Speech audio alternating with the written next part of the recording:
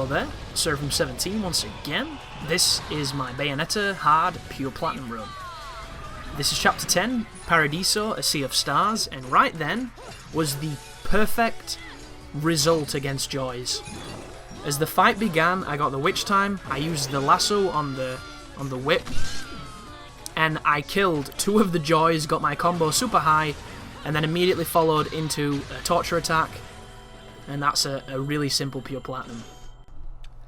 And for the most, this is a long level with a lot of verses, and it's one of those that you think is going to be really difficult, but at this point, because you've arguably done some of the hardest parts of this run already, all of this is just not as challenging as it was before because you're a better player, you're more experienced, you know exactly what you're doing, and it's just kind of fun.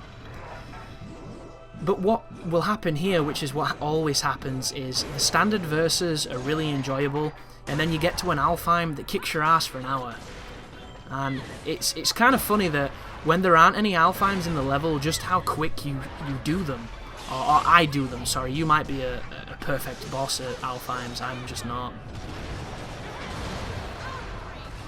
But at the same time, when I'm saying that, you know, some of these went really quickly, or I'm saying that some of these were easier than other things, or when I'm saying that they're easy in general, it's, you know, you've got to take it with a pinch of salt, guys, because at the time, spending an hour on a fight that lasts about a minute is hell. It feels like an eternity in a day.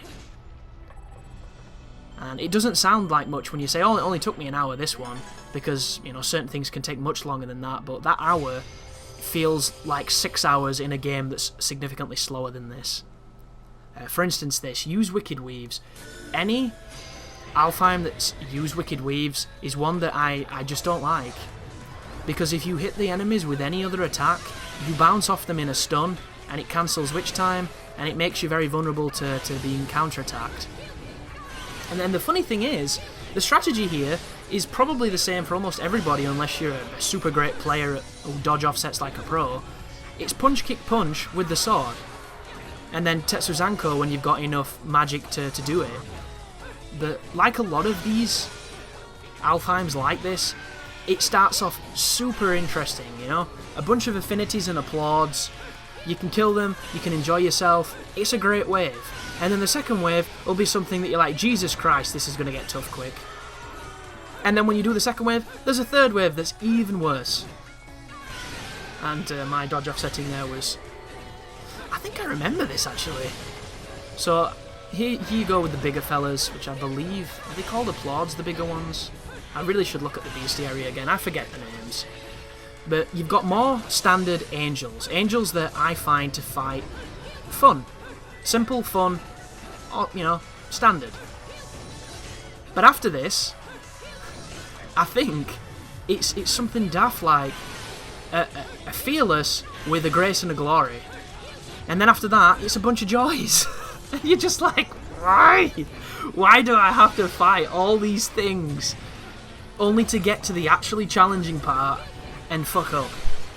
Because you spend more time killing the crap stuff, and it gets to the point where the crap stuff is beating you up because you're just so frustrated with fighting something that you know you can do. So, is this the bit I'm thinking of? It might be a different one actually, but this is Grace and Glory. The problem here with Grace and Glory is that, did you see that? That lightning on the floor, if you do not have electrical Durgas on, you will get damage from that. And it's cheap as balls. I hate that move. You'll always see me usually with Durgas on. I actually think that there's a harder version of this later on in the game, which has given me a really sour taste in my mouth for that particular kind of Alfheim, because that was very simple compared to what is coming later. So if I scared anybody who's doing this and following my videos as they do it, don't worry about that one. It's okay. So this is some harmonies. I'm just going to dodge the first attack, and then I'm going to whip, and I'm probably going to try and do a torture attack. If I don't, I will pull them towards me and combo them. This is not a hard fight, this is not a hard Pure Platinum, it's as standard as it gets, and camera-wise, this is probably one of the better Harmony fights, because they don't fuck off screen for ages doing nothing, you know, picking their ass, combing their halo and whatever. I should have held that kick then, and I would have fired a missile and killed it. Something I never really do, because I'm not much of an air combo kind of guy. But there is verse 4. Every so often you'll see me run away, because I'm always checking for Alfheims behind me. But here is Bootleg Fortitude. He dies really fast. He's got 2 life bars. His attacks can pretty much all be witch timed off of, and all I'm going to do is the standard 4 punch into kick combo, or 4 punch into punch combo into Tetsuzanko and murder him. And then when he dies, Temperance turns up, and this is all on a single checkpoint. So hopefully by this part of the game, you're pretty competent with the bosses, and these guys have so little life. They're nowhere near as difficult as the versions we've already fought, so they're very, very simple. And I didn't mean to do that just then, the whole charge attack. Sometimes I do it by accident, as I'm trying to hold Wicked Weaves and do dodge offset. But as long as your evasions are down, this is a pretty simple one. Like, if you can carry a chainsaw into this part of the fight, that might be really good. But just get your combo up, keep your combo high.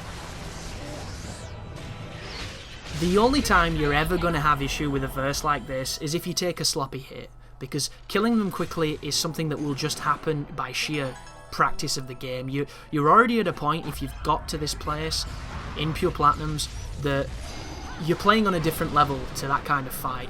Just like this one.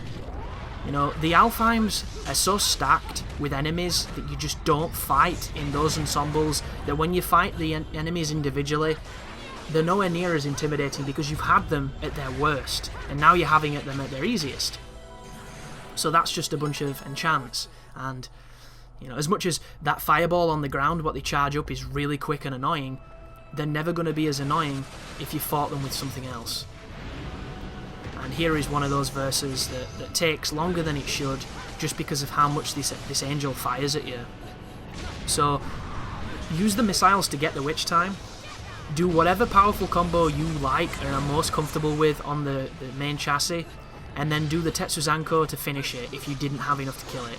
Just always be aware. If you haven't seen an attack in a while, there is an attack about to happen. And the amount of attacks that these kinships can do, which are incredibly quick and easy to get damaged by, is pretty much every attack but the missiles. When you get them down to just one, your only fear then is that you didn't do the combo. What the hell is she saying then? It sounds like she's making a stereotypically racist joke against like a Chinese language. But this is verse 8. This is to... I don't know which one this is, because I believe this is 2 of the same variety of gracious or glorious. This is not gracious and glorious, this is 2 of the same. And if that's not true, it's later on where that's an instance, because I remember Hideki Kamiya mentioning it. Something worth noting as well, all the areas in this game that have statues where enemies don't come out of them were areas of the game that the developers wanted to put enemies in, but there was not enough RAM left to use. So unfortunately they had to sacrifice them. So I'm changing my weapons because I feel like I've had the sword and the rocket launcher on for a little bit too long, and I don't want people to get bored of seeing me do the sword and rocket combo, so I'm mixing it up. I've already expressed that I'm not very good at using the other weapons, so this is an opportunity for me to practice with them. And as much as I'm using the whip for a lot of lassos and things, I like to think I'm trying to do the different combinations every so often, and I am getting better at mixing it up. So right now I'm waiting for the deer to fire his ball when they all come together and they fire the ball, but instead I have to use a decoration to get the witch time. And you might wonder, why did you bother? It'd have been quicker to just do it as a standard. Well, witch time is a score multiplier, and I like it, you know, I like getting that critical. This is another one of those Alfheims that starts off with a wave that's so stupid and pointless that you're going to hate yourself for having to do it every time you fuck up on a more tricky wave. Because I can tell you exactly what enemy follows this. It's the enchants, and they're also planted, which means they'll do that fire move where they fire a fireball. What else would they fire? Incredibly quickly. and it's dead easy to get hit by it. And then you have to do all this trash again. So... Oh, I'm wrong. This is a different one. Shit. This is 2 glories and a grace. So, look how damaging that is. You do need to be aware, however, when not in witch time, the enemies can recover and do an attack. It will be slowed because they're constantly getting hit, but they can attack, so you have to be ready at any moment to cancel out of it. And now we've got a Fearless and a Fairness. So this is actually really fun with the looks of this. Just be careful whenever you're not in witch time, because you will not stun them, they will get out of it and attack. And if they hit you, game over, boys and girls. So he stunned himself by running into the wall. We're going to exploit that. Watch out for the laser, it does not give witch time. It can be parried, but it's tricky. That's the ground bullshit. Whenever his tail shines like that on the Fearless, it means he's going to do that, which is kind of like a stinger spike move, and he can do it 3 times. That is his teleport move. Always does the same thing. It waits about a second and then he lunges out at you. This weapon is ridiculously overpowered and I love it. And there we go. I think that was probably 1-time Alfheim. Which is always fun to get because the majority are not.